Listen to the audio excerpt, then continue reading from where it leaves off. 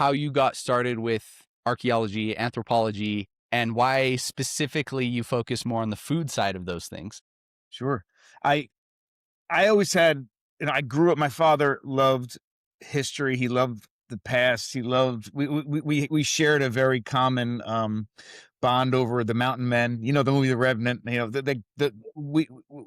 I grew up hunting and fishing and trapping with him. Even though I lived in New Jersey, he had me outdoors all the time. And to me, growing up in elementary school, things that were really old were from the 17 and 1800s. Like that was really old to me. But even then, I just had this. We would read all the biographies of the mountain men, and we'd be out hunting with our flintlock rifles and do all these things. And when I realized there was something older than that, it really drew me to sort of this kid romanticized version of what the past might have. I suppose I still hold on to that a little bit too. But when I started understanding that no, Native Americans were here for a lot longer, thousands and thousands of years earlier, I got really excited about that. And my dad and I would look for arrowheads all the time. We were walking in fields, and we actually never found one. Then, obviously, when I was an archaeologist, I have. And there was this, again, romantic draw to connection with my past that I was always searching for and was always feeling when I was reading about the past or studying things or in the woods with my dad. And then still my idea of what the past really was very, very narrow. Because in America, we're taught, history starts at when Columbus came to the New World. So when I went to college, and college is a very, very, very long story, but I graduated eventually with a double major in history and secondary education. I knew I loved to teach, and I knew I loved to research and learn about things that were old in the past. And then I went and taught high school history for a year at a Hillsborough High School in New Jersey. And I realized that year two very important things. One is that I love to teach, but not high school, and that I love things that were old, but this wasn't old enough for me. So I went back to graduate school and got my PhD in archaeology and anthropology, and became an archaeologist, and taught archaeology and anthropology for 20 something years. But the food piece comes in because the type of archaeology that I did, in addition to field archaeology, I did a lot of field archaeology, but the thing I was passionate about and where I spent most of my time and effort and training was in experimental archaeology. Like, I love to know how things were made and how things were used in the past. So over 3 decades, I've been trained in replicating stone tool technology, prehistoric ceramics, hide tanning, fiber industries, all these sorts of things that our ancestors were using to modify the world around them in order to survive and to thrive.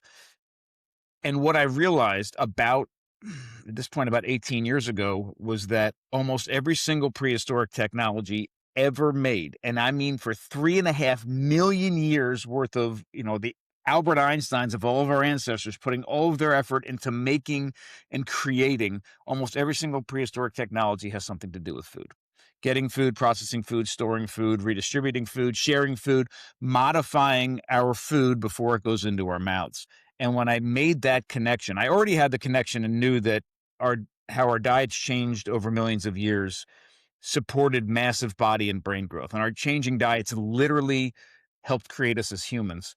But when I made that link between technology and our changing diets and our changing food ways, then I realized that those technologies had just as important of an impact on creating us as humans. And if that was true, which I still to this day believe that it is, then we need to appreciate and understand those technologies and the technological investment in our food in order to nourish these 300,000-year-old bodies that we're living in today.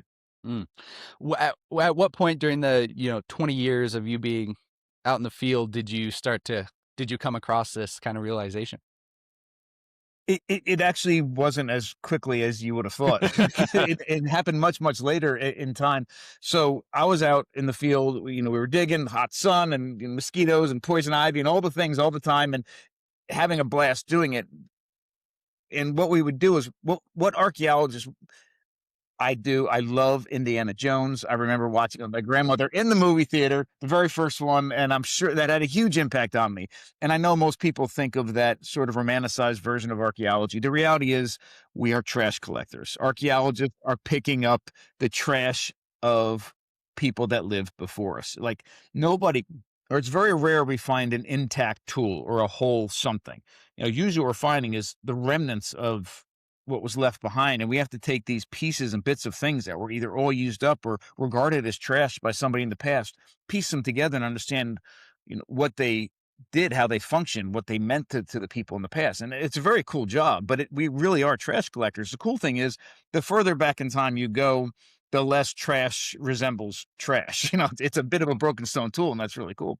So as we're digging, recovering these things from the earth, my job was to understand how those tools were made, how they functioned, why somebody eventually considered it trash and threw it on the ground. So I would, you know, put it through a series of experiments. I'd replicate the tool, I'd learn how it was made, I would use it in a bunch of different ways, and put it through a bunch of different experiments to better understand how it functioned in the past. And that entire time, every time I put it through one of these things through some sort of experiment, food was always involved, but I never really, okay, now that I've replicated this tool, okay, well, how does it cut through meat? How does it cut through vegetable materials? How does it cut through this? Food was always there and always present, but it wasn't in my face. I mean, it was in my face, but I didn't realize it. And what happened was, the light bulb moment for me was, again, about 18 years ago. So we had 3 kids. We have 3 kids still, but we had 3 kids at the time, and one was just born, one was 2, and one was 4. And in order to learn how to successfully replicate stone tool technologies, which I know it sounds like you're just banging on rocks, but the reality is it is incredibly difficult. Some of the native primitive industries, as far as stone tools are concerned, were quite difficult to master. I promised myself I would spend at least an hour every single day, usually several hours every single day, practicing banging on rocks.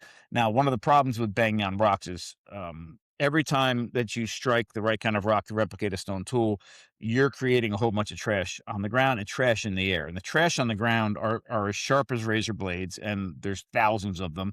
And the stuff in the air are microscopic, but they're as sharp as razor blades. They can get in your lungs. So you're not supposed to do this indoors. You have to do it outside. If you do it indoors, you can get silicosis, and it's very, very bad. So I would sit outside, the garage door open, and I'd bang on rocks every single day. And eventually my wife came out one night and she says, "Listen, man, you got to bring this inside." And I'm like, "Christina, what do you mean bring this inside? You know, I can't bang the rocks inside to make the." She goes, "No, no, I don't mean bring in the rocks. I said, bring in this passion that you have for banging on rocks and bring it inside. And I'm taking care of these kids by myself while you're banging on rocks. Like, have it help your family. How can you be this passionate about something that doesn't impact the family in a positive way?" And she was right. But how do I take this passion for banging on rocks and have it impact a growing family? So I thought about it, thought about it, thought about it, thought about it. And about 2 weeks later, in the shower, I do my best thinking, I came to the realization that, holy cow, what I've been studying for my entire life is all focused on food. Like the questions, and I battled my own issues with weight and health for the majority of my life. And I never got the right answers. And it turns out it isn't. I don't need to ask nutritionists. I don't need to ask doctors. I don't need to ask all these people.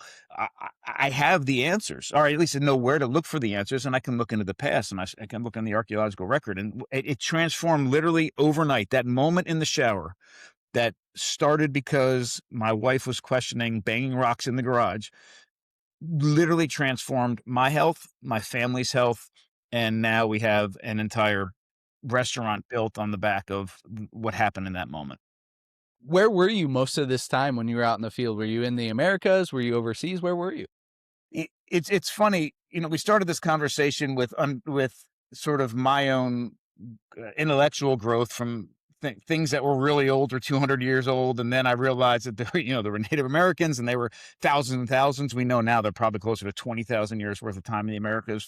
So because my initial step into this world came from hunting and fishing and trapping and mountain men and then Native Americans in my local area, I really thought, oh, well, I'm going to be an archaeologist in New Jersey and in the Middle Atlantic region, and New Jersey, Virginia, Pennsylvania, Maryland, that area. And I did. A lot of my field work for years was right in that area. And it was very connective. I mean, this whole time, I think partially what I was looking for, striving for, was to just create and establish that connection with everything around me, the world around me, the environment around me, my food, my health, but also my ancestors. And the one part of that that I wasn't able to get by being an archaeologist in the Middle Atlantic region was that they weren't my ancestors that I was a better understanding. Still amazing, incredible, and still connective. But when I started to realize, wow, the amount of time people were on this earth was a lot more than 20,000 years. And oh my gosh, like where I came from still has archaeology there. It still has this ability for me to connect. I started to do a lot of more work in other parts of the world. So I started to do a lot of work in Denmark. And then eventually I was doing some work in Africa as well. And that really, especially the stuff I was doing in Africa, was 2 million years old. Absolutely incredible. And the other thing that I love is that and I hope this never stops.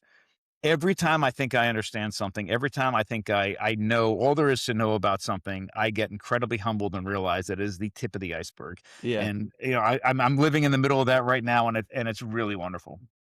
With you being in the Africa with the 2 million-year-old discoveries and artifacts, were we still Homo sapiens at that time? When did Homo sapiens come on the scene? The earliest example of Homo sapiens, Yeah. right currently is 300,000-year-old remains that were found in a cave in Morocco. Uh-huh. So we're looking at about 300,000 years worth of time on this planet. Prior to that, we have obviously a lot of different species. The work I was doing that was 2 million years old was in the Shulian Handak site in Kenya, and that was Homo erectus. So upright walking, super intelligent, brains and bodies almost to modern proportions. Not quite there, but almost modern proportions. And they were actually the first hunters of our ancestors as well. Real quick, I just wanted to interrupt this conversation and say it is not lost on me how lucky I am each and every day to get to have these conversations.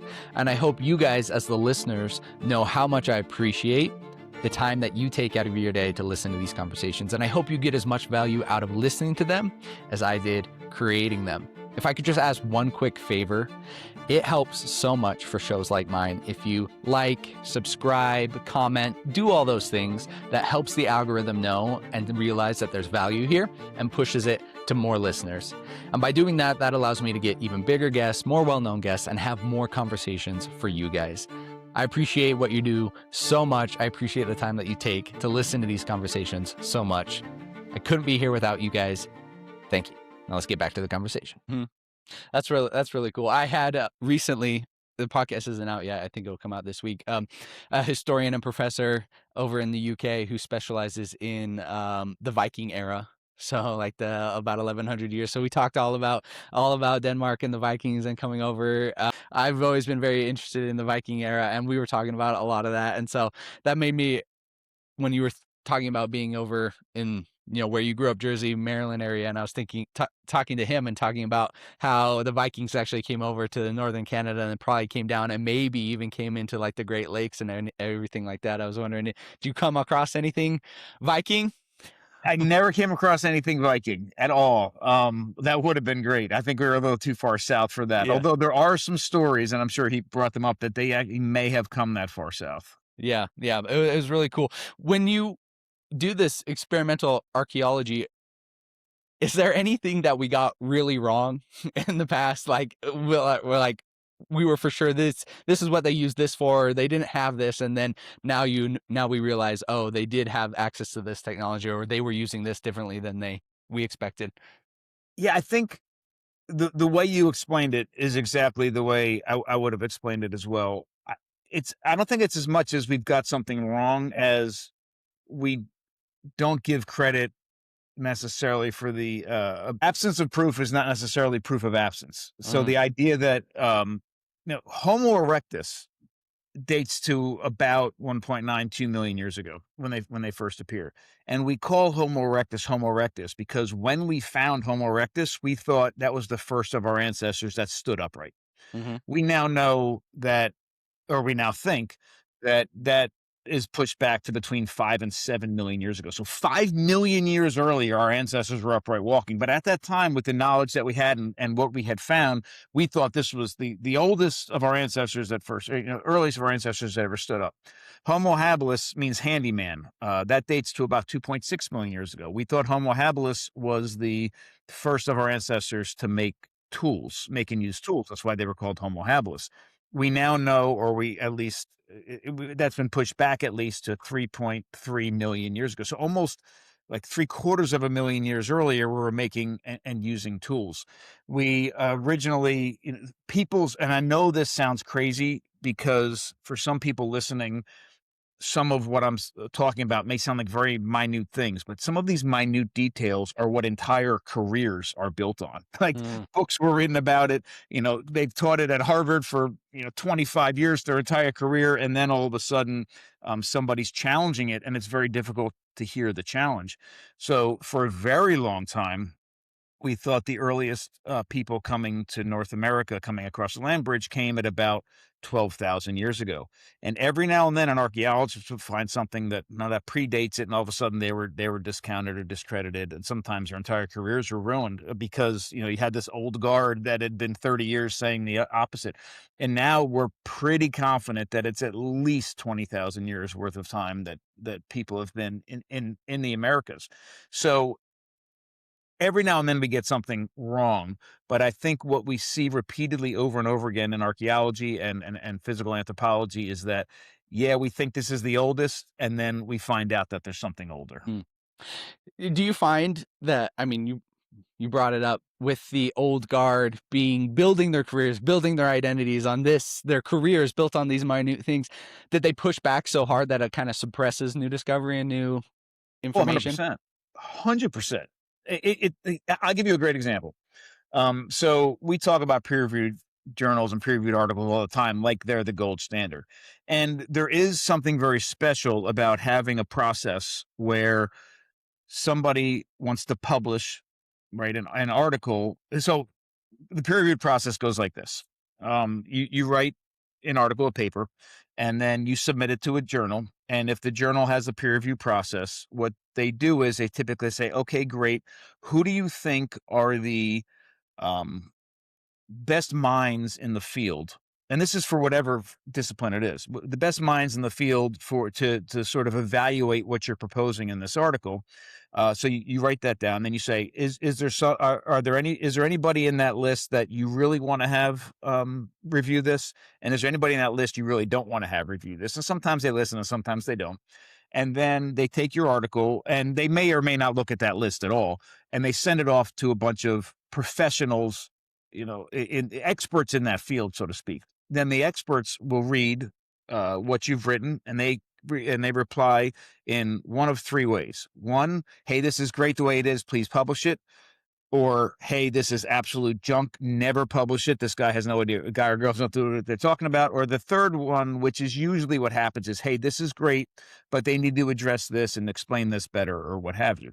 And that process sounds awesome, but it also is it's a stopgap. Like it is a stopgap for innovation, because the experts in the field are usually 60-year-old professors that have taught the same thing for the same 30 years, written 7 books on whatever that topic is. And if you're proposing something new, you're literally challenging their entire life's work, and things get suppressed, and really good information doesn't get out there. Or if it gets out there, it gets out there in a journal that isn't peer reviewed, and it's not regarded at the same level. But still to this day, I don't have this particular bit of research published, although I think now it would get through. So about, what was it? Maybe 15 years ago, I was teaching at Washington College, myself, an amazing biologist there. His name is Dr. Aaron Krochmal, and one of our senior students who's doing her senior thesis.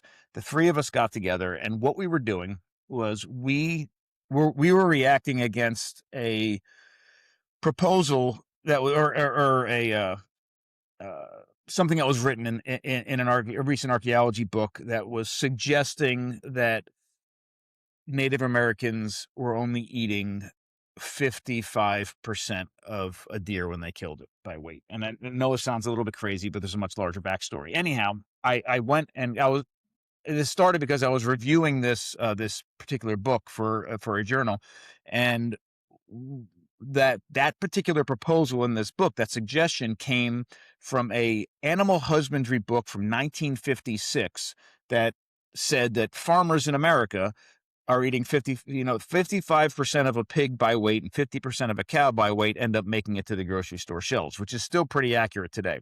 And so this particular archaeologist took that number from 1956 for the way we treat animals in current America and transposed that onto several thousand-year-old Native American processing of white-tailed deer, which is absolutely erroneous. So what we wanted to do was we wanted to figure out how much food would be wasted if you only ate 55% of a deer. So we took 13 deer, different ages, males and females. We weighed them. We took them completely apart. I mean, this study took months. We took every bit of marrow out of every bone. We took the bone grease out of the matrix of the bones. We took all the meat that a typical hunter would keep and put it aside. We ate it, but we didn't like it. It wasn't part of the study. Everything else beyond that 55%, beyond the normal cuts that a typical hunter would keep, is what we calculated caloric representation for. So literally the question was, how much nutrition, how much food is left behind by a typical hunter after they take the meat they typically keep? And we did it for 13 deer and took the average of it. And depending on your caloric intake, whether you're a couch potato to a Olympic athlete, what was left behind, not the meat, everything else accounted for 13 to 31 days worth of food. 13 to 31 days worth of food from one animal that almost every hunter in this country does not take advantage of. And that was only calories. And if we looked at nutritional diversity and bioavailability, I mean, the number would have been even more impressive. But anyhow, we went to get this published, and this is 15 years ago, and the anti-meat movement in the academic world was a heck of a lot stronger than it is now, and they wouldn't let it pass. They wouldn't let it go, and it still hasn't been published because of that. You weren't even, was the study even saying like they ate all this? Was the study just saying, hey, this is what the caloric amount would be if they didn't eat that? That's it. That doesn't make any sense. All we were saying is this is the caloric amount that's left behind after the meat, the flesh, is taken away. That's all we were. Why would they not let that pass? It's like I think we should revisit it now because there's a lot that's changed in the academic landscape. There's a lot that's changed in our modern current thinking about the role of fat and meat and saturated fat and meat in our diets. But that's just an example of this is what's happening currently and how that's impacting research, and how that, more importantly, how it's impacting that research getting out to an audience. Mm-hmm. That's really interesting. I mean, you walked us through kind of the peer review process and how it goes about and gets sent to people. What would be maybe an alternative way to get these things fixed without the backstop of people pushing back with their egos and stuff? I don't know the answer. I do know that one of the things that I was really frustrating for me, and I have multiple articles from when I was, more in the academic world that are peer reviewed, but I also have a bunch that aren't, because one of the other things that happens in that peer review, not part of the peer review process, but just the way those journals work, is that most people don't have access to it. I mean, I would go through all this work to do all this research and publish a peer-reviewed article, and unless you have access to a college or university or pay thousands of dollars for an online journal, you don't even see it. So truly, my audience reading this is like 400 at best, right?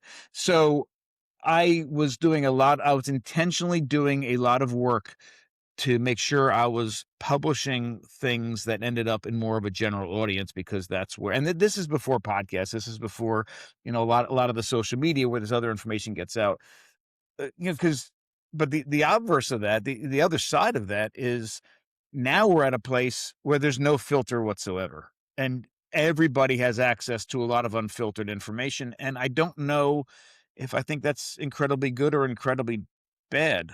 My Hmm.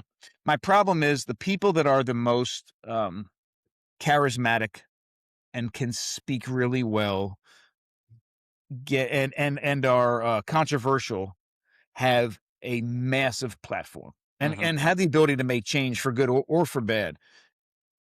And I wish there was a way to sort of get around that to some degree, but I don't know the answer. I Yeah. what the main answer is this, and I did this with when I taught with my students. I forced them, and most professors would say, "Hey, listen, you in order to submit this paper, you need 5 peer-reviewed sources cited in your paper."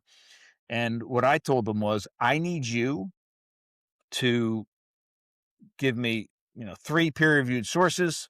I need 3 blogs from a mom homesteader in Wisconsin." I needed because what I was trying to force them to do was to not let somebody else evaluate for them whether it was good or bad information. I wanted them to evaluate it for themselves. And Mm, I wanted them to, I needed them to look at a blog post. I needed them to look at a peer reviewed source. I needed them to look at all those and come at it. And, I wanted them to filter the information. mm. Well, I've asked this question to a few different guests that I've had on. I've had on like Dr. Anthony Chavy, who I know you're a fan I of. I've love had that. Yeah. yeah, I've had Brian Sanders from Food Lives. I've had Craig McCloskey. I've had Dr. Joel Furman on, who talks about more of a plant-based diet. And so I've had like a wide variety of people on, and I always ask this question. I'm like, how can people like these doctors, like let's take Dr. Anthony Chaffee, who's hardcore carnivore, like no plants, nothing, versus Dr. Joel Furman, who says less than 5% of our daily calories should come from animal-based foods. So like two very, very different people. And I'm like, you guys have access to the same papers, to the same research. Why are you guys coming to very different conclusions about how you should be eating this food? It's very frustrating for the layman to try to parse that out. It is. So there's a couple things that I wholeheartedly believe in that I think people should consider. One is, um, there is not one person alive ever, I mean, in the history of the planet that, including today, that has 100% nailed exactly what the perfect human diet should be. And that's for several different reasons. And I'll talk about them in just a second. But not one person, I am convinced, has 100% the right answers. Secondly, and this is a trap everybody falls into. Everyone needs to remember that the diet that healed you is not necessarily the diet for the rest of your life. And I say that because our diets are so incredibly poor in the world today, especially in this country, that almost any change you make will result in benefits. You'll improved health benefits, whether it's weight loss or your skin clears up or you're not sick all the time or whatever it happens to be. And then we get fooled into thinking, oh my God, well, this is the diet I'm supposed to stay on for the rest of my life.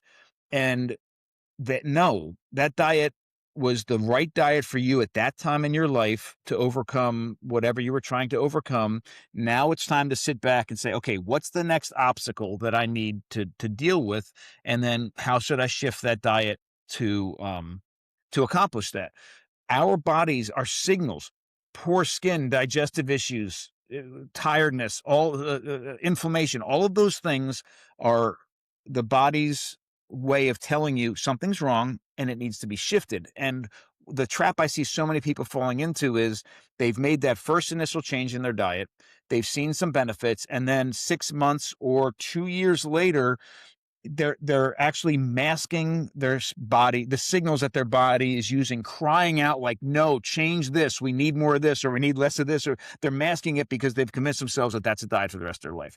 We have to be flexible. We have to understand there's a lot of things changing, but your body's changing as well. Like your body is changing in response to certain things. You're getting older, whatever, you're in a new environment, there's another level of stress, whatever those things are, you need to account for them all the time. So this dogmatic, you need to do this and never do this is not right. The other thing that I'm convinced about with human diet and an issue with humans, and it took me a long time to figure this out, is that other animals simply need to eat a diet that they are biologically designed to consume, and they're going to be healthy. And that's it. They get the right kind of nutrition in the right way, and everything's honky dory. Humans are different for two main reasons. One is beginning 3.5 million years ago when we invented our first tool and allowed us to process food outside of our body before it came into our mouths, and started with stone tools and later things like fire and fermentation and sprouting and drying and cutting and slicing and nixtamalizing and all these technologies we invented for food. It allowed us to extract nutrition from our environment that we had absolutely no biological ability to do without those tools. And Mm, then, most importantly, take that food that our body is not designed to consume and transform it into its safest, most nutrient dense, and bioavailable form. And because we were able to do that, and do that increasingly well over millions of years, that massive amount of nutrition in the right way going into our mouths supported massive body and brain growth. And here we are as humans. mhm, It literally is that simple. So, number one, it isn't as simple as just getting that food. That food has to be in the right state. It has to be processed the right way for maximum safety and nourishment. But the other problem with humans, this is where it becomes really complicated, is that it is much, us being a fully nourished human requires much more than getting the right kind of nutrition in the right way. So we need to simultaneously meet our nutritional needs, our cultural needs, our emotional needs, for some of us, our religious needs or our political needs. All of those things have to happen at the same time to be a fully nourished human, because that role of culture plays a very large role in our lives.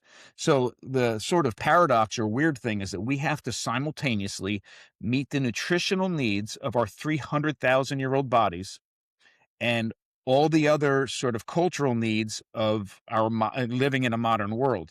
And that's what's incredibly difficult. And that's what we need to take into account when we're talking about, are we going to be full carnivore? Are we going to be full keto? Are we going to only eat plants? All of those things have to happen at the same time. And that's why it's so complicated. mm. So let me try to take that and put that a little bit more practically. So any change to our diet, because the modern Western American diet is so bad, highly ultra processed food. So let's say we go carnivore, which is a great elimination diet. We're eating Love it. only red meats. We're getting everything out of there, and we might see a drastic increase in our, or we will see a drastic increase in our overall health, because we've got rid of all these ultra processed foods. We're eating nutrient dense red meats.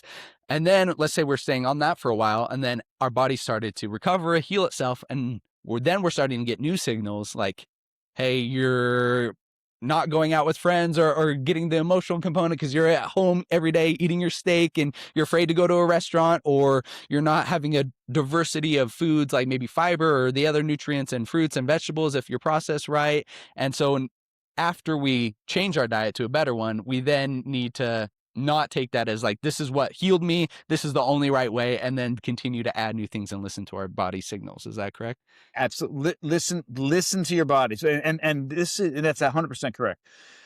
I think the carnivore diet, if you have anything going on and need to make a change, especially if, again, from weight loss to inflammation to skin issues, all of these things, I think the carnivore diet is a fantastic starting point, because immediately by default, you're going to be keto, and you also have rid from your diet, completely eliminated all the plant toxins. All of them are gone. And at the same time, you're not starving, because you're eating food that is incredibly nutrient dense, that is incredibly bioavailable.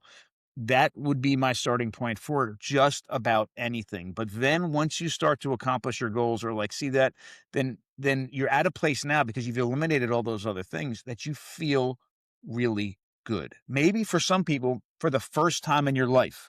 Now settle in with that and say, okay, now what is the next thing that you didn't even know was an issue, because the suffering from the other things was that much more. Now that that's been eliminated, what is the next thing that you can work on? Because the body is always trying to heal itself. You just have to give it what it needs. And I'm not suggesting, so to be fully clear, I think it's very important. I started every semester, every single class I've ever taught for a long time, we did introductions around the room, and then I did a very thorough introduction of myself, because no matter what, no matter how unbiased I was trying to be, humans delivering information to other humans in whatever format is biased. And the Mm-hmm. best thing you can do is arm the listener, the reader, the viewer, whatever, with enough information to read through all your nonsense and evaluate things for themselves. So just to be very clear, I am typically most of the time on a very ketogenic diet, low carb, high fat diet. Almost all of my nutrition comes from animal sources. If I start to feel like I'm drifting and I'm not feeling as good as usual, I typically go back on a carnivore diet for at least a month, sometimes 2 months. I do enjoy plants because I enjoy them. I Mm-hmm. don't think we need them for nutrition whatsoever, but I do enjoy them. And I enjoy the textures. I enjoy the flavors. I enjoy all of those things of certain plants. I'm very selective about the plants that I eat. And most importantly, I'm very selective about how I process those plants before I eat them. Mm. I mean, you mentioned a couple of times there processing, to our first invention of a tool, 2 million years ago, when we processed food outside of our body. When I hear processing, or when most people hear processing, if they are in the health wellness place, they're like, oh, I don't want processed foods, ultra processed foods. What does processing actually mean? And how do you define good processing versus bad processing? There's a story I always tell. One of the classes I was teaching, one of the semesters I was teaching, this particular semester, two of the classes I was teaching, there was one student in both at the same time. And one of them was I forget exactly the classes, but one was a prehistoric archaeology class about ancient ways of something. And the other was a modern anthropology class. And food is central to everything that I teach anyhow. So food kept coming up, it kept coming up. And after one of the classes, this student, about halfway through the semester, comes up to me and she says, listen, Professor Schindler, you say the word or the term food processing in both of these classes. And when you say it in the prehistoric class, you're all excited and happy and smiling. And then you say it in the modern class and it looks like somebody ran over your dog and you're really pissed off. Like, what's the difference? And I'm like, I know there's a difference. I actually don't know how to define it to you right now. Let me think about it. So I came back to her about a week later. And again, that was another moment that was really defining for me as well. Most food processing in the past were focused on accomplishing one or all three of the following three things: safety in our food, increasing nutrient density in our food, and increasing bioavailability in our food. Period. That is what, and in most cases, it did all three at the same time.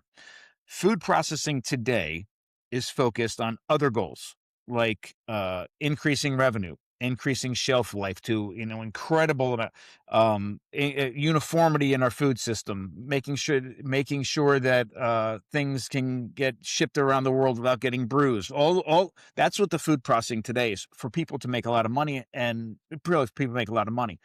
And not necessarily are those things all inherently bad. Like, we do want companies to make money. We do want things to ship around the world. The problem is that in most cases, it's at the expense of what the food processing in the past was really focused on, at the expense of safety, nutrient density, bioavailability. So really, I think the line should be food. You should actually never eat a food without it being processed in some way. Like our digestive tract, we have one of the weakest digestive tracts of any animal on the planet. Almost every food that we consume, our biological digestive tract is not designed to efficiently and safely derive nutrition from that food without doing something to it first. So I would actually caution eating food without it being processed. Ultra processing is something completely different. So that line for me is the processing is the creating the safety, nutrient density, and bioavailability in our food, and ultra processing is all of the modern nonsense. There's there are three things in the world, only three, that their presence on this planet is, their purpose is to be consumed by something else. There's three. That's milk. The purpose of milk is to nourish an infant mammal. Honey. The purpose of honey is to feed some of the brood, and for some of the other bees sometimes when they don't have access to nectar. And the third thing is ripe fruit. The sole purpose of a ripe fruit is to attract an animal to come eat the fruit when the seeds are mature and deposit the seeds in a pile of manure somewhere, and that plant can propagate. Those are the only three things. Anything else that we put into our mouths, we are interrupting a natural life cycle or biological process of something else and consuming it. And that goes from a root in the ground, a potato, to a ribeye. I mean, a ribeye, even though I eat a lot of ribeye, a ribeye is not here for us to eat. A ribeye is help a cow move around the pasture.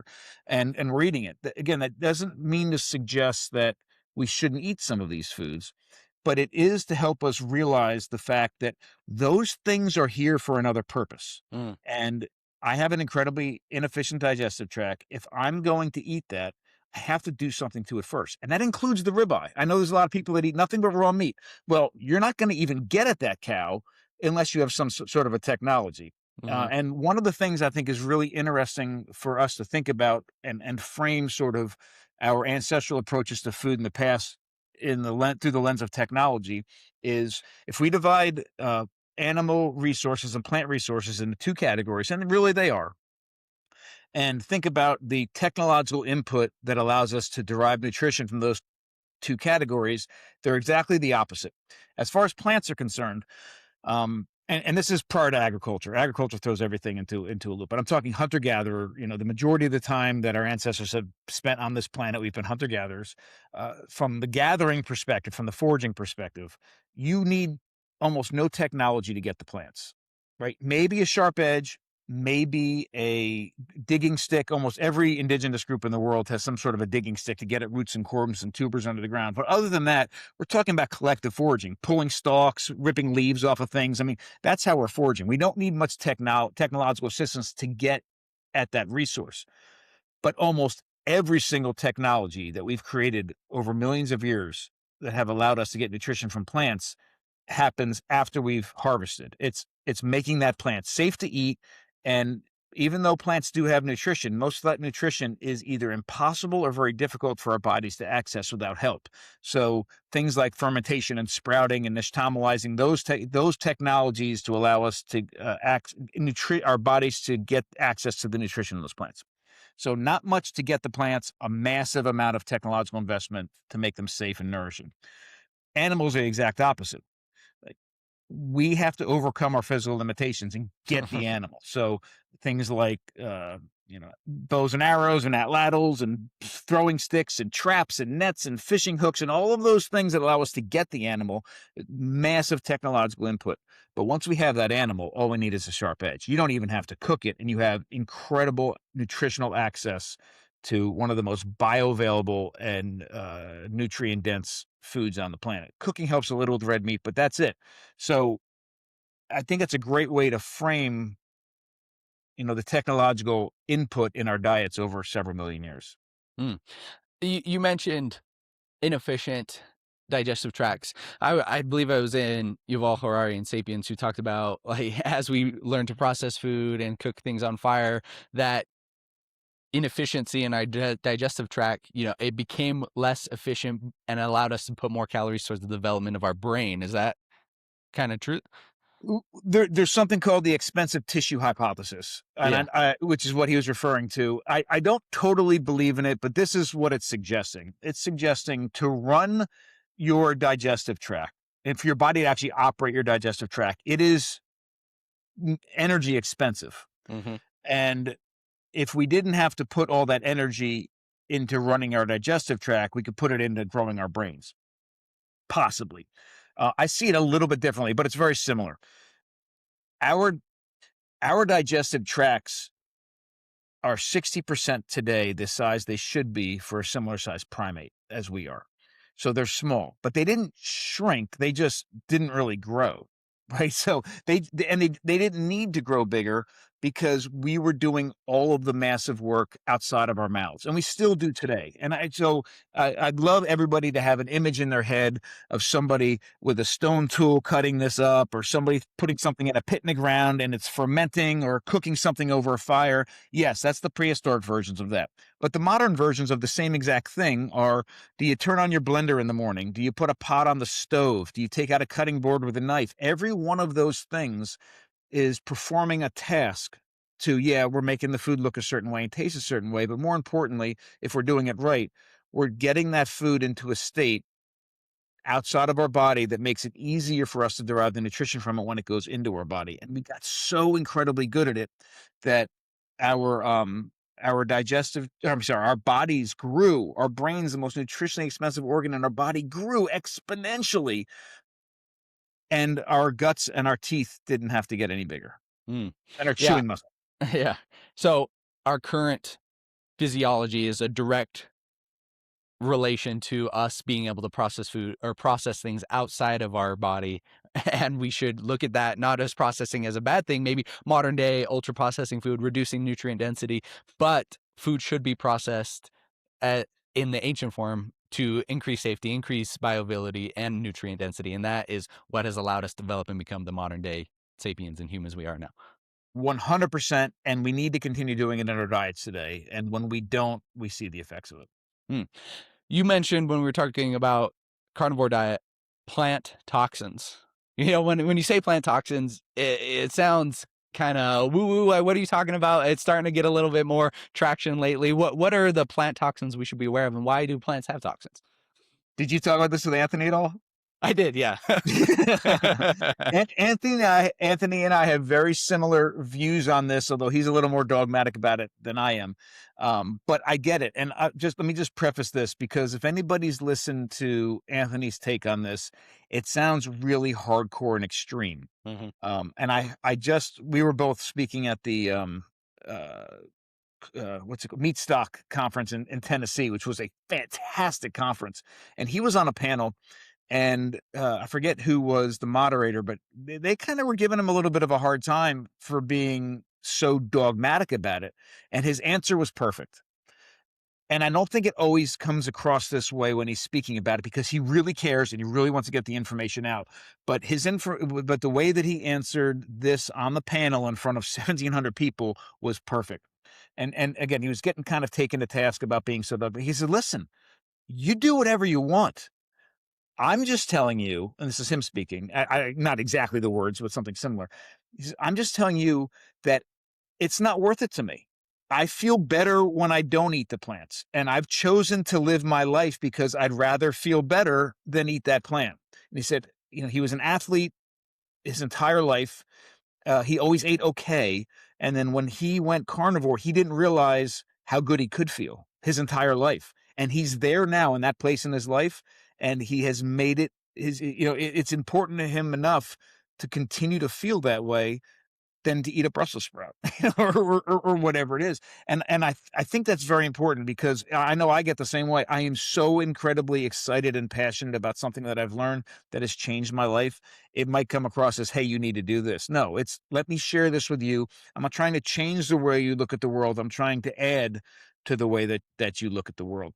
I'll tell you, and as far as plants are concerned, it's a very sticky topic, because people that have chosen to only eat plants have done so for some very incredible and important reasons. And I understand, and I can connect. And I know this is very weird, and sometimes I get a lot of pushback from the people in the animal-based community for this, but I can completely understand why somebody would make that choice, given a certain amount of information. And I applaud it. I mean, I truly applaud it. If you are making decisions about how you're going to eat based on what you perceive as the healthiest way to do it, and the most ethical way to do it, and the most sustainable way to do it, oh my God, that's amazing. But I'll tell you, I am making decisions for the way that I'm going to eat for the same exact reasons. They've just, they're, they're just different results. And I truly believe if we can approach these conversations from that sort of foundation, that a carnivore and a vegan could sit down at a table together, and although they'd be eating different foods, could share an incredible and amazing and valuable conversation with one another if they found that common ground. And I think that common ground really is there. But with that said, this is how I think about plants in our diets. So number one, do understand that plants were in our diets well before meat was. We were insectivores, we were frugivores, herbivores, and insectivores well before we were scavengers and eating our first meat. And when we were scavengers for about 1.5 million years until we started hunting and eating the entire animal and became hunter gatherers as opposed to scavenger gatherers. So plants have been in our diet forever. The problem with plants is there are several problems with plants. Number one, and I mentioned this a little bit earlier, every single plant on this planet has toxins in it. What everybody listening to this, I think I would like for you to understand and appreciate is that don't be scared of that word toxin immediately. It doesn't mean toxin and it's Chernobyl and everybody's going to die. Some of those plants outright will kill you outright if you eat the wrong plant. But those toxins are not there to harm us. Plants don't care about us. Like, they're not trying to kill anybody. They're not trying to hurt anybody. They're just trying to survive and reproduce viable offspring. That's it. They're not producing toxins because they're evil. In fact, it is a very deliberate and intentional production of toxins because it is energy expensive for them to do it. They're not just doing it on the side just because they're kind of having fun making people suffer. They're doing it because if they don't do it, that's their adaptive mechanism over millions of years they've created. Some of these toxins will kill you. Some of these toxins will make you sick. Some of these toxins will build up in your body over time and wreak havoc in your body. Some of these toxins are medicine. Some of these toxins are enjoyment and things like spices. And some of them are, and in most cases, these toxins can be all of them depending on the dosage and the context. So an example I usually use is cinnamon. We love cinnamon. Cinnamon comes from the bark of a tree. We love a little bit of cinnamon ground up with a little sugar on our donuts or our cinnamon rolls. And in small doses, that's great. In larger doses, people use them to get rid of parasites as a medicine. In larger doses, it can land you in the hospital. I mean, cinnamon is an insecticide and a fungicide. It is a toxin that trees produce to ensure that fungus and insects stay off the outside of the tree. And we're using it in a number of different ways, all the way from enjoyment to medicine can make us very, very sick.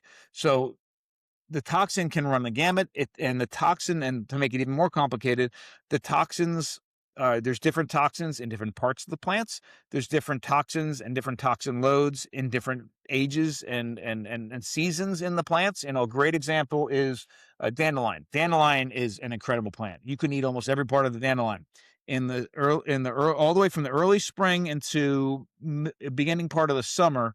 The dandelion leaves, even though they're a little bitter, which is evidence of a small amount of toxin, they're very edible. People eat them all the time. People eat massive amounts of them. Later on in the summer, they become so toxic and so bitter that you can't eat them any longer. They're just too bitter. And then in the fall, they lose some of those toxins again, and then people go out and forage for them. So depending on the part of the plant, the life cycle of the plant, the season, the growing conditions, all these things can impact whether or not the plant has different toxins in it. The other problem with plants is that even though they have nutrition in them, in most cases, that nutrition is very difficult and our body works very hard to access it. So it could use a little bit of help. So a fantastic example, and we can go down this rabbit hole as long or as little as you want, but maize is the most difficult grain in the world for the human body to derive nutrition from. Even though it is a staple in many diets around the world, it is incredibly difficult for us to derive all the nutrition that's in that maize into our bodies, even if we grind it. Maize, we think, was first domesticated about 10,000 years ago in the Balsas Valley of Mexico, and was a major part of the diet in the Americas, even up until when the early European explorers came to the New World. And maize, by that point, had spread all throughout the Americas. And entire civilizations were built on the back of maize, like the Aztecs. Maize was the foundation of the diet for the Aztecs. Maize was the foundation of the religion of the Aztecs. It was the foundation of politics. It was a foundation of commerce. I mean, everything was built around maize. And they did actually fairly well for quite some time on the backs of this maize. When the early European explorers came in contact with the maize, they said, wow, this tastes really good. It's very easy to grow, and Europe is in a very similar latitude of the Americas, so we can actually grow it over in Europe. It's cheap. Let's take some back. And they took it back to Europe. And what happens is when they took the maize back to Europe, you literally can follow the route of maize spreading through Europe, because on the back of the maize comes a disease called pellagra. And massive amounts of people were suffering from this disease, that there's no evidence anywhere in the world for this disease prior to when maize was brought over to Europe. We see it first in Spain in the 1700s. Then we see it just after that in Italy, where it gets its name pellagra, which means sour skin. We see it then in Eastern Europe. At the same time, they were writing a lot of writers were writing stories about vampires, which there's a relation there in a second. Then we see it in a lot of other places, but the next place it really pops up is at the end of the Irish potato famine in Ireland, where America was sending over massive amounts of maize as famine relief food. And all of a sudden, people in Ireland who were dying from literally no food at all and starvation were getting sick and dying with these weird symptoms of something they'd never seen before in Ireland. And then it actually comes for the first time ever to the Americas in the early 1900s, where during a span of just a couple decades in the American Southeast, like the Carolinas and Georgia, Alabama, you have hundreds of thousands of people dying and millions of people getting sick from this disease called pellagra. And the quick, kind of punchline of it is, it turns out and they found this out in the 1920s and the 1930s because of the work of a doctor named Joseph Goldberger, was that everybody who's getting sick from pellagra was getting sick because of a deficiency of niacin in the diet. And it was happening where in poor areas where people were eating literally just corn or just maize, right? And they were getting sick in that because of this nutrient deficiency of niacin in the diet. But the punchline, the craziest part of the whole story, is that maize is loaded with niacin, like loaded with niacin. So for literally 500 years, you have this massive issue all over the world that impacted millions of people. Millions of people suffered, hundreds of thousands died that we know of. And because of a nutrient deficiency, well, they were eating massive amounts of a food that contained that nutrient. And the only problem was they were literally pooping it all out in the toilet. Our body didn't have access to that niacin, except when you process it using the ancestral or traditional way, this process called nixtamalization, which is as simple as taking the maize the night before you're going to eat it, put it in an alkaline solution. Used to be accomplished by putting it with water and wood ash, and now they use something called calcium hydroxide to dig it up from the ground. And you simmer it and soak it overnight, and then the next day you have a completely different food with complete access to all the nutrition in it. If you're one of those people that watches podcasts and doesn't just listen, you've probably noticed this sauna right behind me in each and every one of my episodes. That is my Heavenly Heat Eco Sauna, and it is seriously the best. It's not just there for decoration. I use it each and every day.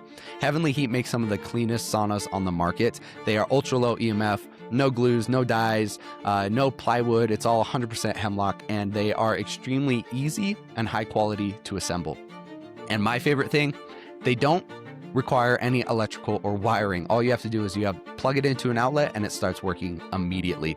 Heavenly Heat is a sponsor of the show, and if you're interested in getting a high quality sauna, head to heavenlyheatsaunas.com/Merrill. That's heavenlyheatsaunas.com/MERRILL, and use the code Merrill at checkout to save some money. Thank you so much. A couple things there, like you were talking about, what is it saying? The dose makes the poison. So, yeah. We have access to these things, or we had access to these things in the past, but we didn't have access to them in the ease and the abundancy that we do now. And so now we can eat them with no limits or with abundance, right. And that increases the poison effect of it versus the actual benefits of it. And then the other thing you mentioned as well, I mean, talking about the maize and the corn, and just to reiterate what you said before, animal-based foods, technology is required up front to get it, and then less on the back end. Plant-based foods, less technology is required up front to get it, but more on the back end to make it more bioavailable and nutritionally dense. Is it just that in the past we grew up, in the past we grew up with our tight-knit community and these little tribes and these cultures that passed down generations of like figuring out how to process these plant foods and these animal foods to eat them in a certain way. But now we have access to all the foods and none of the ways on how to process them and cook them correctly. Yeah, absolutely. And the other thing that's happened is what we've done with the introduction of agriculture, the Neolithic 12,000 years ago, is we've turned that back on it. We've turned that on its head. For millions of years, we needed almost no technology to get the plant resources and a massive amount of technology to process them. And now we've switched that and we're putting in all of our effort to grow these plants and harvest these plants and store these plants and ship these plants. Almost all of our technological input with plants is focused on the beginning part, and nobody is talking about what we have to do after it. And we get the any single time, and any time in my life when I have felt comfortable enough with food, diet, health, whatever, that I've shut my brain off, I've always gotten myself in trouble. And I'll give you a couple examples in a minute. But one of the examples is grew up my whole life thinking saturated fat was bad. Unless I'm eating chicken breast, I shouldn't be eating animals. All of those things. The grocery store, be very careful about all this. But the produce section is where all the health comes from. So I remember my entire life, I would go into the grocery store, whether it was my mother when I was younger or by myself or with my wife. We'd walk in and I'd have the cart, and I'd know that I'd have to make really conscious decisions in most of the grocery store, except for the produce section. And I'd shut my brain off and I just think, hey, this is where all the health is. If some is good, more is better. And I just load up whatever I want. And then I'd walk out of the produce section and start thinking again. Anytime when and I know this is exhausting. I know we're getting hit left and right with all these talking heads and all this stuff and podcasts and all the social media and all the government stuff and FDA and all this about diet and food and health. It's exhausting, but it is also a privilege to be able to have a conversation about food. It is a privilege for any of us that have enough money to be able to make a decision about what we're going to buy or put into our mouths. And it is a responsibility that literally sets you and your family up for your entire life if you make the right decisions. So please avoid shutting your brains off. But here is a great example that touches on two of the points you just made. I wholeheartedly agree with your idea that I call them limiting mechanisms. We've gotten rid of limiting mechanisms in our diets today, things that kept some of these foods at a much lower level, things like sugar, for example, and sweet things, right? That's a great example. But my biggest issue, and I think the one thing I'd love to convey to everyone listening to this with plant toxins is with oxalates. And oxalates are a plant toxin that over 20 years of my research I've focused a large part of our research on traditional ways that people have detoxified plants and made them more bioavailable. It is a very strong interest of mine. Even though I don't eat a whole lot of plants, it has been a strong interest of mine for a very long time. And the one toxin that's in plants that I haven't found, or there's very little evidence for being able to process out, are oxalates. And the oxalates are these they look like little tiny shards of glass under a microscope. They're loaded in a whole bunch of plants that we believe are superfoods that should be in our diets, that I think shouldn't be. But if our body can deal with about 40 milligrams a day of oxalates. And after that, they take these literally little shards of glass that come through into our bodies and take them and sequester them and store them in different parts of our body because they're trying to protect our body from the damage they can cause. And almost every kidney stone in the world is a result of oxalate toxicity. There's 5 things that cause gout. The only one we talk about is uric acid, and one of the leading causes of gout and gout-like symptoms in this country right now is oxalate toxicity or oxalate gout. And the diet that they put you on, if they think it's uric acid-related gout, is the exact wrong diet if it's oxalate gout. All kinds of issues in joints and joint pain, inflammation, organ tissue damage. They get deposited in your corneas. They get deposited in areas that have received trauma before. Like if you're in a car accident and hurt your neck, then a lot of times they get stored in that area. Massive, massive problems because of this toxin. Now, one of the problems with this toxin is that if you eat something that contains them, you really don't know that it's a thing. But if you continue to eat that day after day, week after week, month after month, year after year, it gets to the point where you're suffering from any of a number of different issues. The other problem is that they are loaded with a bunch of foods that we consider now superfoods. And some of the largest offenders are spinach, Swiss chard, rhubarb, almonds, sesame seeds, poppy seeds, beets, black tea. I mean, the list can go on and on. And I just probably rattled off a list that I guarantee almost everybody listening to this is eating a decent amount of at least one of those right now. Mhm. And the one that got me in trouble was almonds. And that was one of those places where, first off, the limiting mechanisms are gone in our diets now. I mean, think if anybody's ever, and hopefully everybody has, but if anybody's ever gone to a nut bearing tree, harvested the nuts, took the hull off the nuts, and then removed the shell from the nuts, and then ate the nut, that's a massive amount of work, right? Mhm. You would spend all day long to get a little bit like this. Well, when I was growing up, almonds were so incredibly, first of all, nuts always came in the shell in the 70s. Nobody could afford shelled nuts. Um, and definitely not when I was growing up. And then even if you bought all those almonds, you're sitting there cracking the nuts forever and you got a little bit.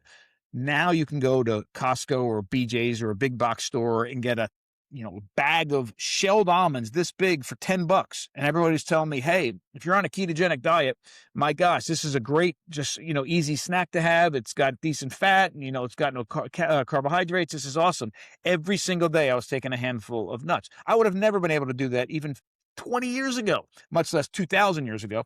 And and I suffered with massive oxalate related issues. So Mhm. that's a great example of, I don't feel that issue after I ate a handful of nuts, so I didn't realize that something was happening. I didn't realize it until much later, and when I started to find out that was an issue, I'm like, no, it can't be the almonds. I've ate almonds every day for the past 5 years, and no, that's the issue, and there's no limiting mechanism. We had these plant foods in our diet well before the meat and carnivore-based foods. Why are we evolved so poorly to handle them? Is it just purely because we now don't have the limited mechanism, seasons, access to things like that? So we were made to handle them in smaller dosages than we have them now? I think there's a number. I certainly don't have an exact answer for you, but this is Yeah. the way I envision it, at least. Number one, the mainstay of the majority of the high quality nutrition that we ate prior to including animals in our diets actually came from insects. They came Mm. from bugs. So it wasn't that we were eating a whole bunch of leaves and a little bit of bugs. We were eating a whole bunch of bugs and a little bit of plant material. And what we've really done is when we started to include animals in our diet, that just started to replace or enhance. We've never stopped eating bugs until very modern times, and still today, there's a lot of traditional diets that include large amounts of bugs. But when we started including meat or animal-based foods in our diets, then that just supplemented what was happening with the bugs.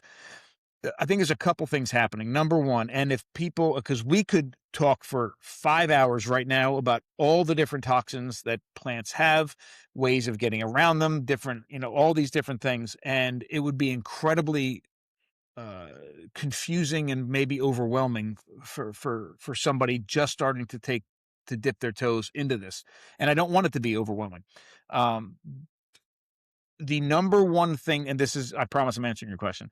The number one thing to do with plants, if you're not going to completely eliminate them, and I'm not suggesting that you do, but I'm suggesting you be very conscious about the plants you're eating and what you're doing with those plants before they go into your body. The number one step to take, which is incredibly easy to take, is eat seasonally. Period. If all you did was eat seasonally, you would immediately overcome 80% of the issues that plants can have on your diet. Here's an example why. Spinach. I will never, just because of the issues that I've had with oxalates, I will never intentionally eat a leaf of spinach for the rest of my life. But I'm not suggesting that spinach is inherently bad. And I know some people that absolutely love spinach. Some people actually think it's healthy, which I don't, but some people actually do, and they want to include it in their diet. Great. But don't include it in your diet every day for 365 days out of the year. That's a very weird thing, right? And no matter what the food is, especially from a plant world, that can cause issues.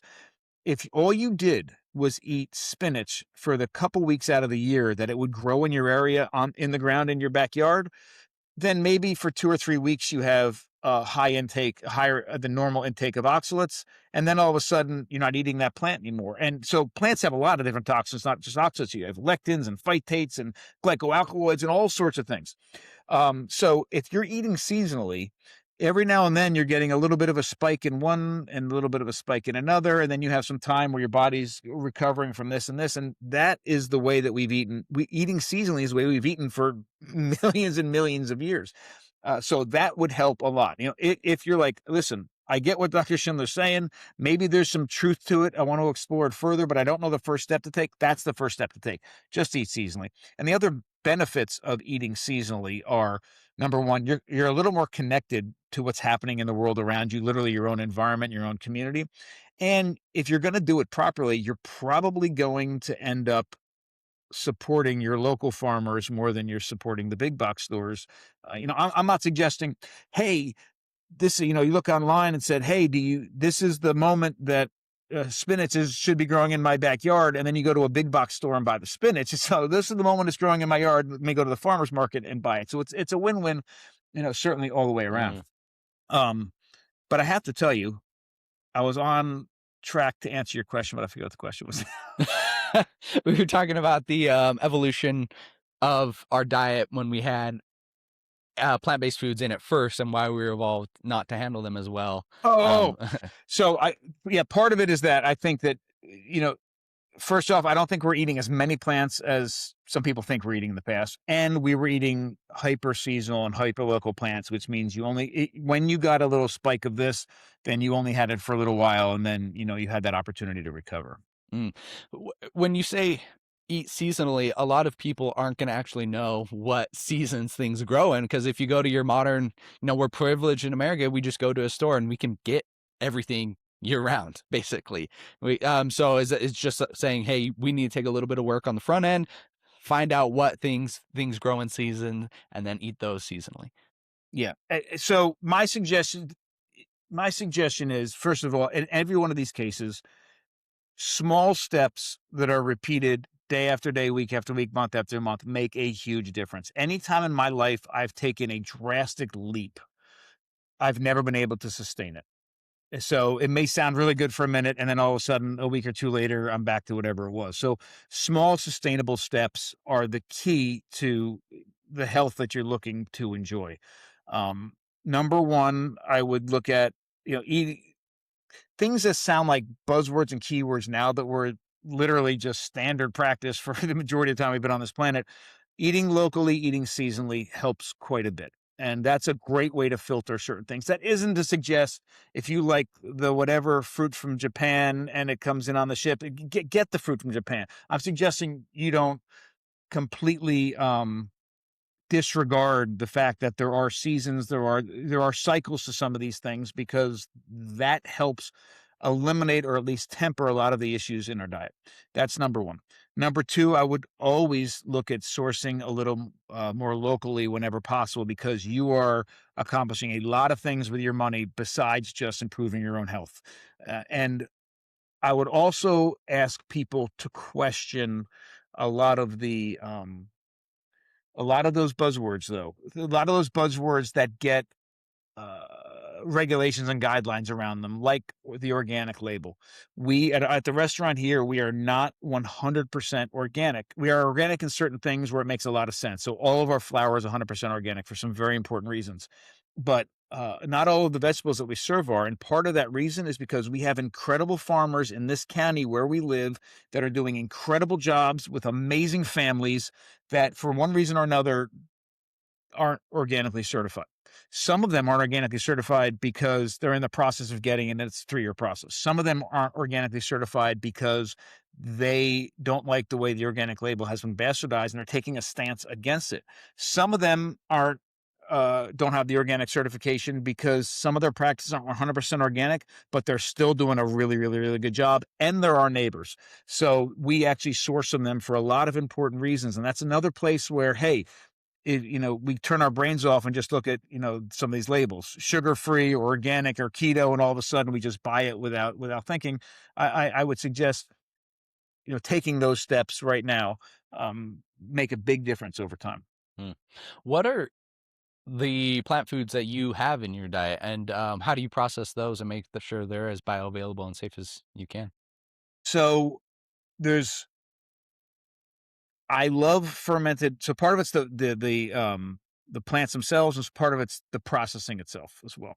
So I include a lot of fermented foods in my diet whenever possible. Actually, on a daily basis, not even whenever possible. So every day I start off my day with what we call a mesophilic yogurt, which is yogurt that has been fermented at room temperature. It's a very traditional way of fermenting yogurt. Only certain bacterial strains will do it. The one I use is I got a yogurt culture from a camel herder in the mountains of the Republic of Georgia. We brought it back, and I keep it going. So, and mesophilic dairy fermentation is the world's absolute best uh, K2 source for the human diet. So aged cheeses, mesophilic yogurts, kefir, that sort of thing are fantastic. So there's that. And then as far as vegetables are concerned, things like sauerkraut. We ferment a lot of things here, but sauerkraut is one of the primary sources of vegetables for me there. So I do eat sauerkraut. I do eat alliums, so I do eat onions and garlic mostly because I have no issue with them. I don't have any negative bodily response to them, although some people do. And I love the flavor. I love it. It enhances everything that I eat. And I'm trying to think what other plants I include. That's about it. I love Brussels sprouts. I know I brought it up earlier. I love Brussels. I mean, I absolutely love Brussels sprouts. I do too. So sometimes we eat Brussels sprouts, especially we fry them in lard here, Yeah. and it makes me very happy. But the other thing, and this is where, and remember, we make decisions about what we're going to eat for a variety of different reasons. I love tomatoes. I mean, I love tomatoes. Part of it's growing up as a kid, eating tomatoes with my grandmother, eating tomatoes with my dad. When I started learning how to make cheese, the first cheese I was making was this gorgeous mozzarella, and I put it with the tomatoes, and it's great. I actually have a reaction to tomatoes. I feel it in my feet. My father feels it in his feet. My grandmother felt it in her feet till the day that she died. In fact, she had trouble walking, which we now think is a result of later in her life as a result of eating the tomatoes. And this is a fantastic example of understanding the role of different plants and different parts of plants, how that can impact your choices about your own diet. So most of the time when a plant has a toxin, it's happening in many cases on the surface of something is the largest concentration of toxins. So, for example, a potato, believe it or not, a potato is an incredibly toxic thing, loaded with glycoalkaloids. But the majority of the toxins occur in the skin because that's the barrier between the outside world and what it's trying to protect. It makes complete sense. If all you do is peel a potato, you've taken a massive step on getting rid of most of the toxins that are in that potato. There's other things you can do, but that's a very, very big deal. Also, seeds and nuts and grains and legumes are not put on this planet for us to eat. They're put on this planet by the plant that produced it because that's the babies of the next generation, right? That's their progeny. So they are often heavily guarded with through all sorts of chemical warfare, through all sorts Mm. of toxins. Grains, nuts, seeds, and legumes should never, ever, ever be eaten raw. They should always be processed first through either silking or sprouting or fermenting or nixtamalizing or a combination of all of them, or a combination of more than one of them. So I understood all of that, and I'm looking at the tomatoes, and then I'm also realizing, hey, if I eat a fresh tomato, I have this effect, this negative effect on my body. But tomato soup doesn't happen. Tomato sauce, it doesn't happen. And then I realized that the flesh of the tomato, my body was absolutely fine with. It was the seeds and the skin that I had the adverse reaction to. And I've talked to probably 100 people since I made this realization that either they had made the same realization or after I told them, they realized that they were absolutely fine. Now, this isn't to say that there's some people don't have other issues with tomatoes that I'm not aware of, but for a large proportion of people that have an issue with a tomato, it's because of either the skin or the seeds or both. And if Mm. you're able to peel it and seed it or eat it as soup or eat it as tomato sauce or something, that's a different thing. I had recently Kiran Krishnan on. He's a microbiologist and he talks about the gut microbiome and the importance of like diversity in foods and things like that to help feed the gut. But something he mentioned was there, based on studies, they found that there was like a 10% decrease in all-cause mortality for every 10 grams of fiber you added to your diet up to 40 grams. How do you feel about fiber? If you asked me this question 10 years ago, I said, hey, that makes complete sense. Yeah. I have spent the last several years of my life with almost zero fiber in my diet Mm. and have enjoyed some of the best health of my life. Now, I don't know the long-term effects on that yet, obviously, but I humans humans are omnivores. We know this, but we're not omnivores by some grand design, right? We're omnivores because of technology. We have the ability to safely derive nutrition from plant and animal resources, not because we have the innate biological ability to do so, but because we create technologies that allow us to process things first. Mm-hmm. And as a result of that, we are in a place that's strange in the animal world where we have the ability to achieve great health and decent health from a number of different sources. And I think that's where we should put our effort into not, again, I do believe truly that the introduction of animals in our diet was one of the most monumental things that helped us support massive body and brain growth and create us as humans. We can't unlink that with the role of technology as well to access and process food. But there is no single human diet. And I do think that animal resources should be the mainstay, should be the foundation of our diets. But that isn't to say if we work really hard, we can't achieve at least decent health from either animal and plant resources or even just some plant resources. The problem is that I think we need to work really, really hard to do that with the plants. I'm not saying it's impossible, but there's a huge technological and labor investment in order to make that happen. And for some people, it's absolutely worth it. For somebody like Anthony Chafee, I've had conversations with him, and I'm like, yeah, but Anthony, listen, but if you take this plant and you do this to it, and then you dry it, and then you process it, then you ferment, and you do this and this, you can safely eat it. He's like, okay, great, but why? Like, it's just going to put my ribeye on the grill. And I get what he's saying, but for some of us, whether it's because for an ethical or sustainability sort of stance or perspective, or just because you enjoy plants or whatever it is, you want plants to be the foundation of your diet. Can it be done? Yes, but you have to make sure you do it properly. So what we do downstairs, and I'm sorry, and that includes fiber. If fiber is there for a reason, there's things, I'm sure there's a wonderful amount of information on fiber that I'm completely unaware of, and partially I'm unaware of it because it doesn't impact me. I literally don't eat fiber. And that's from somebody we own a sourdough bakery. We serve a lot of plants. We just, in my diet and in our family, we just don't have it. And again, my blood work is fantastic. I'm enjoying the best health. I'm at 53 right now. I'm enjoying the best health of my life, but I don't want to discount that fiber can be important or can be important in certain contexts. I just don't have it in my diet. But what we've done downstairs with the restaurant is we have created a space with the goal of making familiar food as nourishing as it can possibly be. And that, I think, should be, from a family perspective.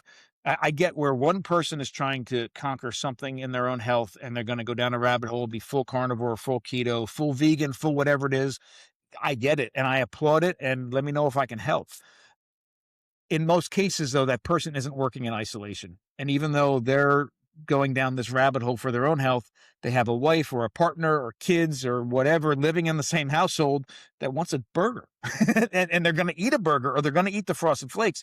And, there's a lot of times that can be a source of friction. Uh-huh. And especially going out to eat can be a source of friction. You can come downstairs and eat in the restaurant and be a full carnivore and have something on the menu, full keto and have a lot of things on the menu, vegetarian and have a lot of things on the menu. We don't really have anything that's vegan, but vegetarian for sure, or a combination of all of those things. Recognize all of that food, and what we're standing on is the idea that in every single case we have made sure that we used some sort of traditional technological approach to transform that food into its safest and most nourishing form possible.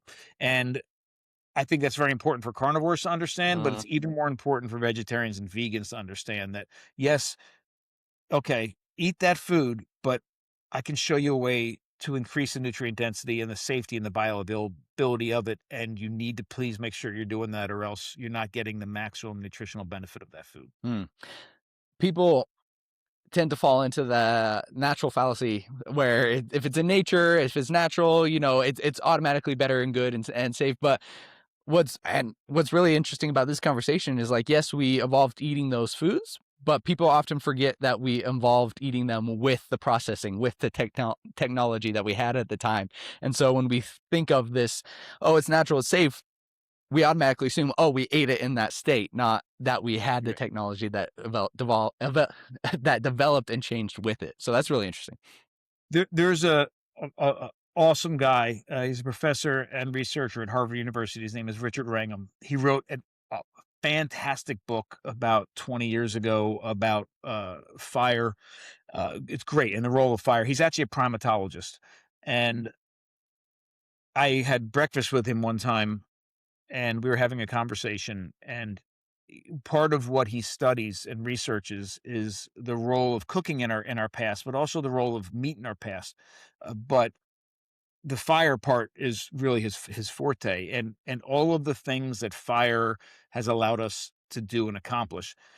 And during this conversation, he told me that one of the worst things he could ever imagine for a parent to do is to raise their kids on a raw food diet.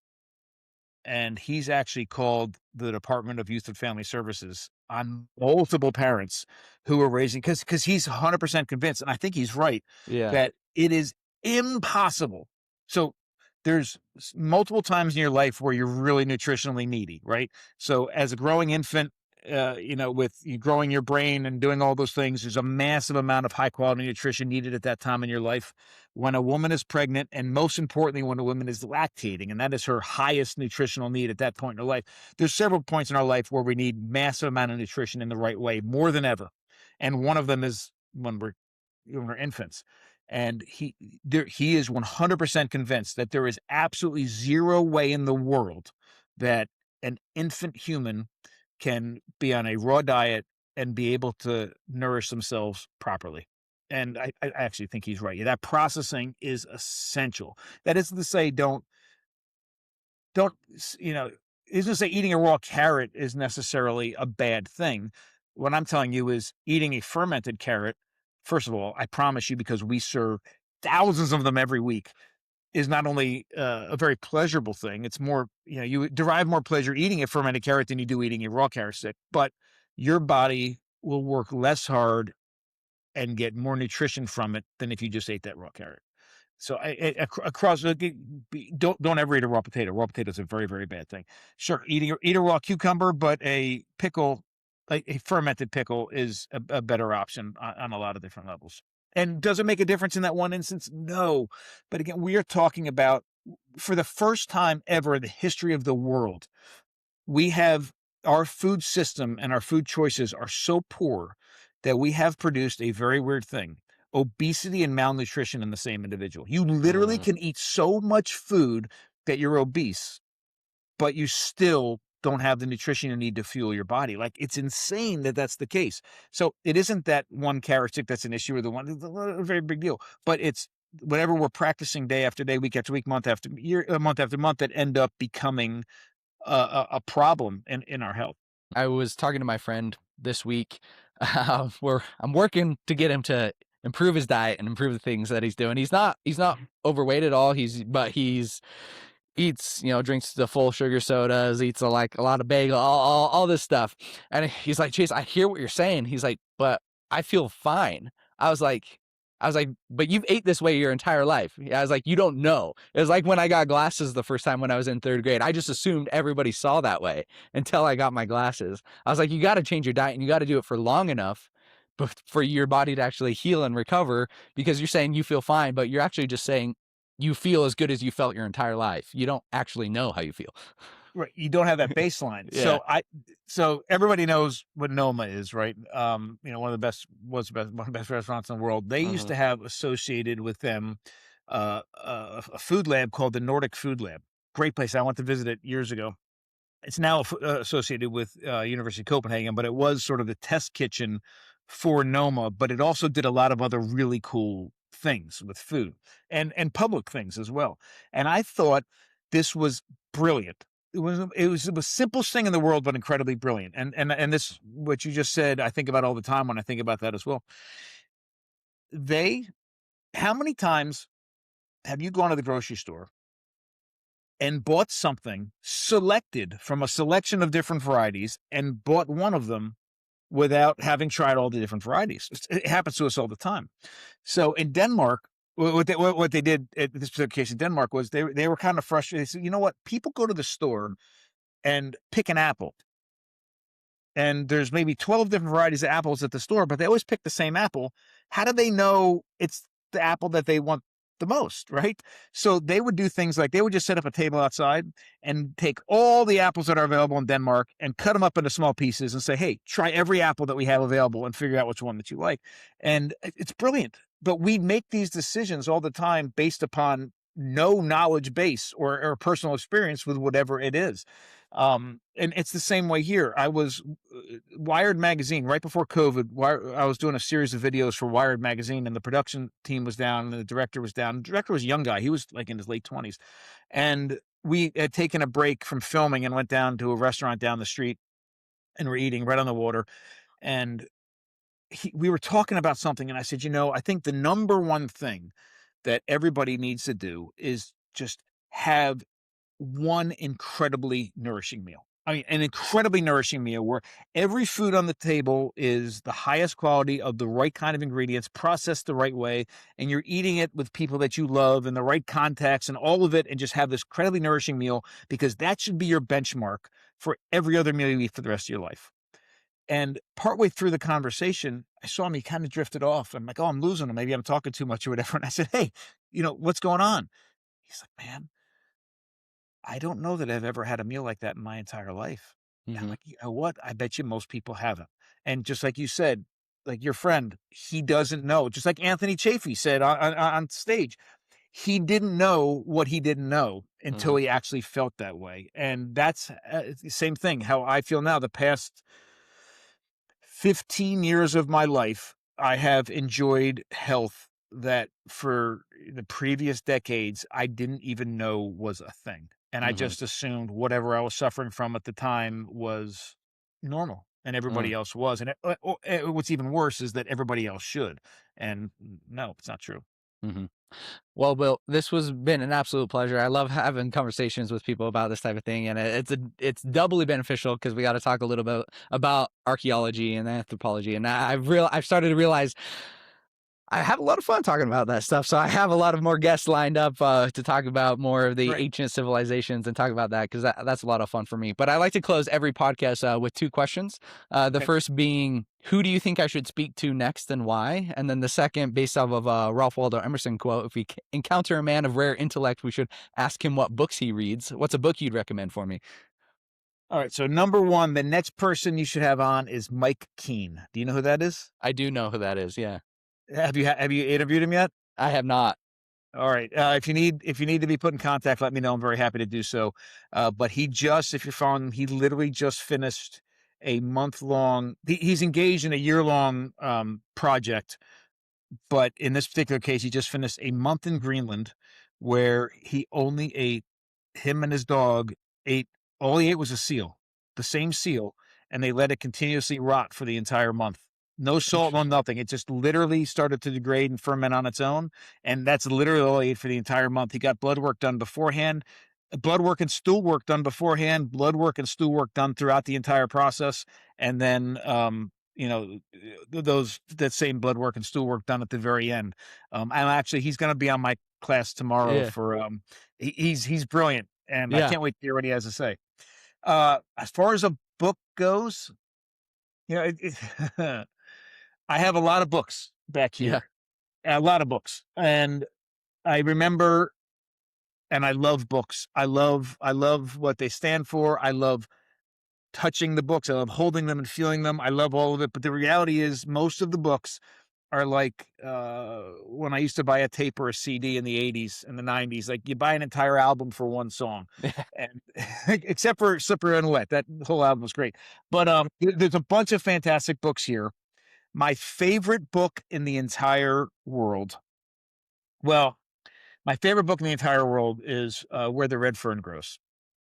And I don't know if you ever read that book. Yes, I've read it multiple times. When I was, I don't know, 10 years old and bought that book or read that book, I actually went out and bought that book for my future son when I was 10 years old. And Yeah.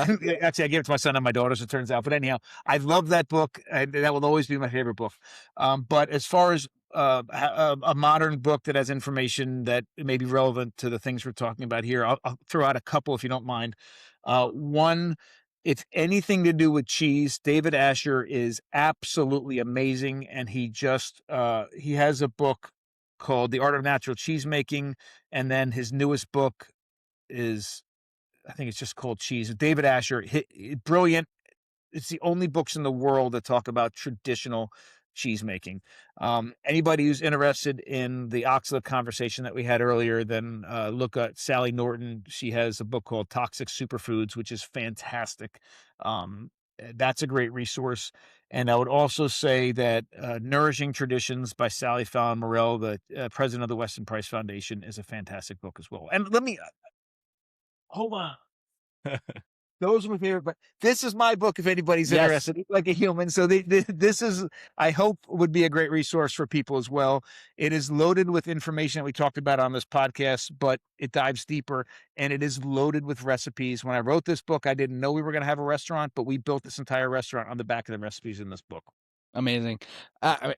You brought up Where the Red Fern Grows. I haven't thought about that book in years. Hasn't even come across my mind. And then you said it, and I've read it a couple of times. Now I'm like going through the entire story in my head. I'm like, oh, that's such a good story. I need to reread that. It's a great book. Yes. I just to throw another question at you because you brought it up. What is a food or type of food that we in the Western side in America don't eat that maybe we should eat or wouldn't think to?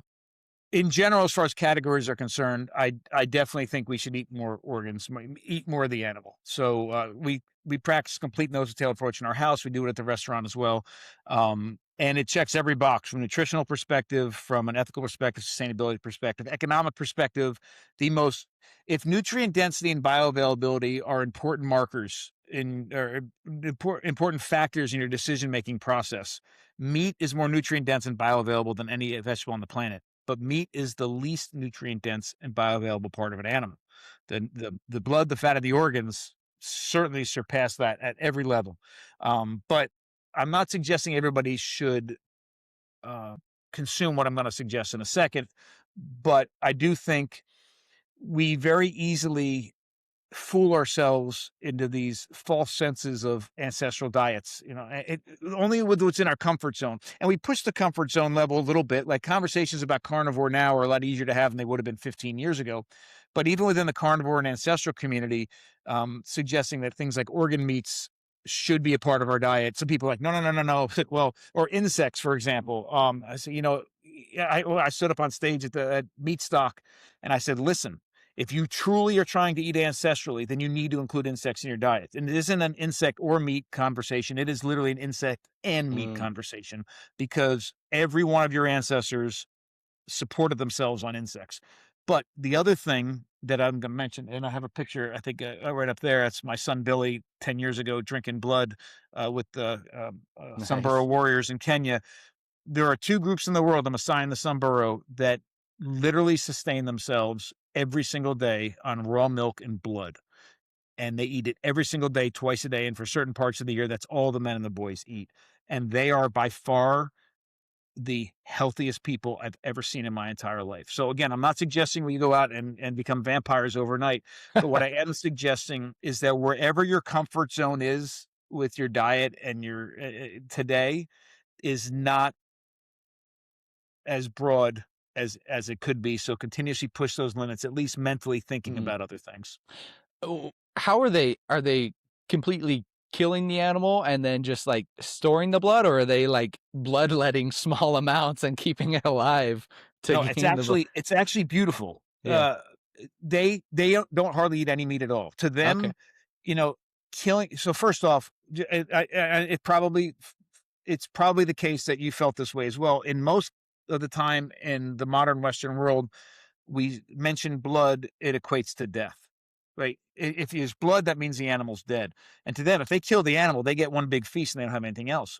They look at blood the way we look at milk, as this renewable resource from the animal that you can take on a regular basis. So milk, it's a daily thing. With blood, they take about a liter of blood from a cow today, and then they'll let that cow walk away. And then maybe in 2 weeks, I mean, it's been replaced. Really, the amount of blood that they're taking out of the cow is the same amount that we would give if we were donating blood.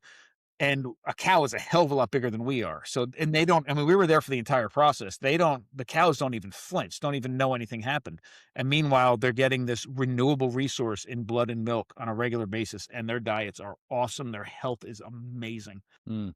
Yeah, that's why I asked that, because I was like, if they're having to kill it, that would take a long time for them to get the blood back. But if I like the way that they're doing that. That's interesting. And are they just mixing it with the milk and drinking it? Are they Yeah, doing they mix anything? it about half and half with the milk and drink it. And I'll tell you, it was the thickest, most satiating milkshake I ever had in my Yeah, life. It was a little irony and a little yeah. interesting, but it wasn't off-putting. Mm, And if I that's put it awesome. on the table in front of you today, like right there in your studio, you might be like, I don't know. But if you were there Yeah. standing in that space, in that context, it's different. Yeah, 100%. Like if you're there and everyone and you're with the culture, I 100% would be all Yeah. doing that. Where can people follow you? Where can they what's the name of your restaurant? Where is it? How can they find it? All right. The restaurant is called the Modern Stone Age Kitchen. It's in Chestertown, Maryland, on the Eastern Shore in this beautiful little historic town of Chestertown.